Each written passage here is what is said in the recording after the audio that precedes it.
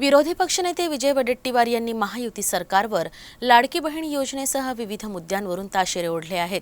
महायुती सरकार म्हणजे तीन तिगाडा आणि महाराष्ट्राचा बिगाडा असल्याचं ते म्हणाले। याशिवाय लाडकी बहीण योजनेबाबत तीनही पक्षात ताळमेळ नसल्याचं देखील वडेट्टीवार म्हणाले। युतीमध्ये आपसात प्रचंड मारामारी आहेत। दादा का वादा, भाऊ का इरादा, भाई का कुछ नहीं, भाई अभी अपना भाई अपनी जगह बोल रहा है, मुख्यमंत्री माझी लाडकी बहीण।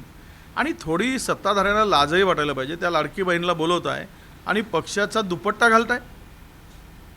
हे पक्षाचा दुपट्टा घालणं म्हणजे काही या सरकारमध्ये असलेल्यांच्या बापजाद्यांचे पैसे आहेत काय?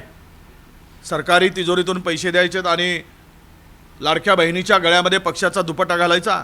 कुठल्या स्तराचं राजकारण महाराष्ट्रात चाललेलं आहे? कुठल्या हीन स्तराचं राजकारण महाराष्ट्रात चाललेलं आहे?